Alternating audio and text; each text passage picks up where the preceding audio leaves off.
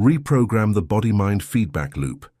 She stood in front of the mirror that morning feeling nothing, not sadness, not hope, just the quiet hum of existing, like her body had stopped listening to what her mind was asking for. Most of us know that feeling, the disconnect. You want to feel energized, present, alive, but somewhere between intention and action, the signal gets lost.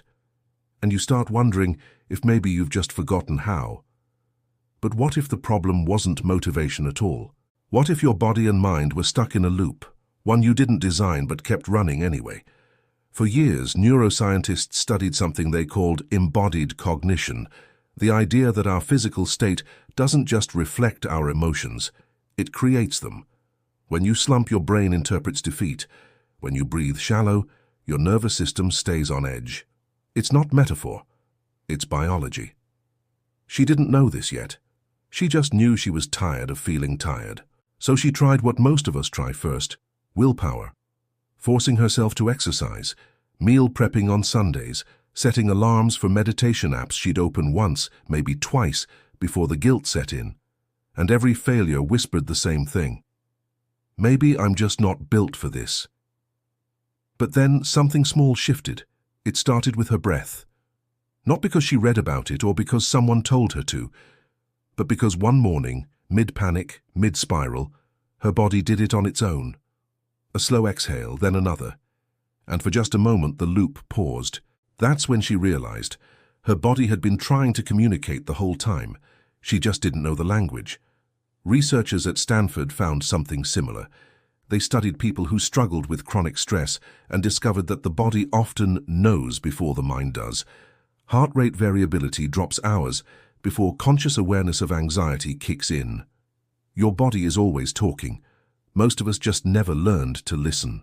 She started small, not with routines or goals, but with noticing. How did her shoulders feel when she woke up? What happened to her breathing when she scrolled too long? Where did tension live when she said yes, but meant no?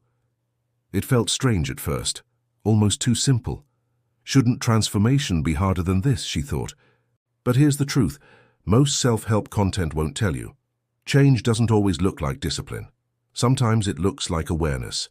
And awareness, when practiced consistently, rewrites the script your nervous system has been running on autopilot. What would you do in that moment, if you realized your body had been trying to help you all along? She kept going. Some days were easy. Others felt like moving through mud. But slowly, the feedback loop started to reverse. Instead of her mind fighting her body, they started collaborating. When she felt anxious, she didn't just push through anymore.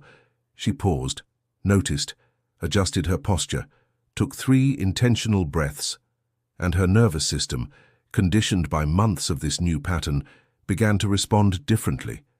It wasn't magic, it was repetition, the kind that rewires. Dr. Andrew Huberman calls this state-dependent learning. Your body remembers emotional states tied to physical cues. If you always sit hunched when you're stressed, eventually just sitting that way will trigger stress, even when nothing's wrong. But the opposite is also true.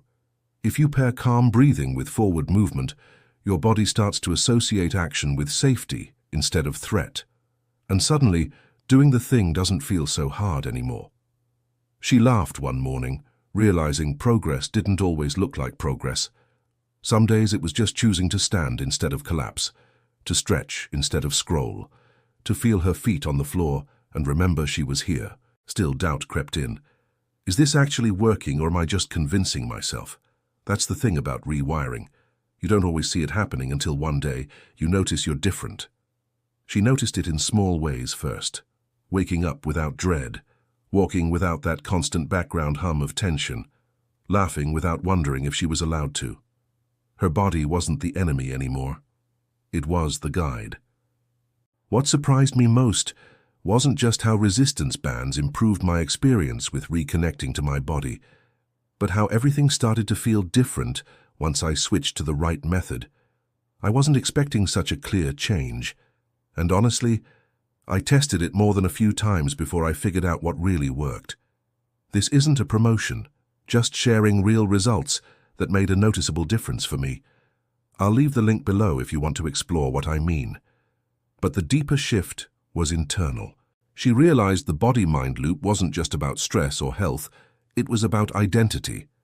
Every time she honored a signal from her body, she was teaching herself, I'm worth listening to, I matter enough to respond.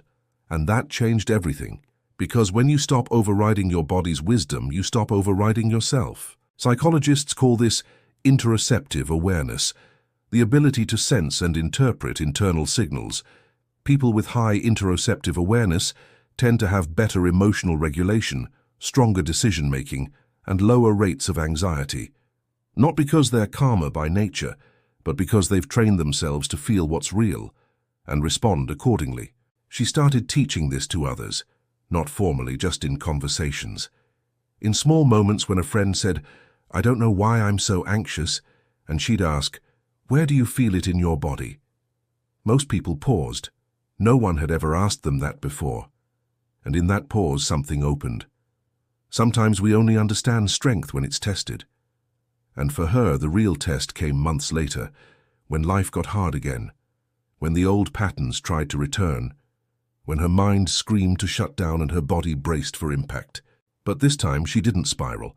She felt it, named it, moved through it, not perfectly, not without fear, but with presence.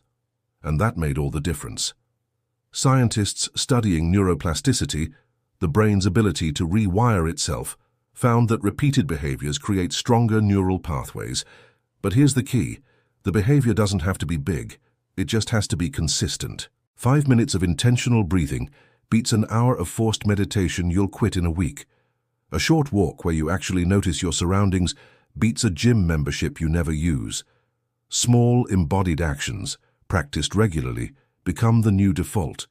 And the body-mind loop starts running in your favor. What part of this resonates with you? The noticing, the doubt, the quiet shift? She thought back to that first morning, the one where she felt nothing, and realized now that numbness wasn't weakness. It was protection, her body trying to shield her from a world that demanded too much, too fast, with too little space to just be. But once she gave herself permission to feel again, really feel without judgment, the loop didn't just reprogram, it healed.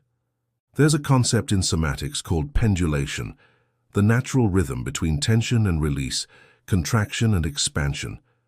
Trauma, stress, and modern life often trap us in contraction. We hold, we brace, we forget how to let go.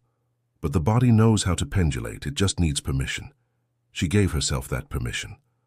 And slowly, her nervous system remembered how to soften, not because everything was fixed, but because she stopped needing it to be.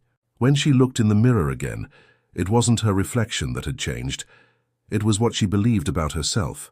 Not stronger, not more disciplined, just more honest.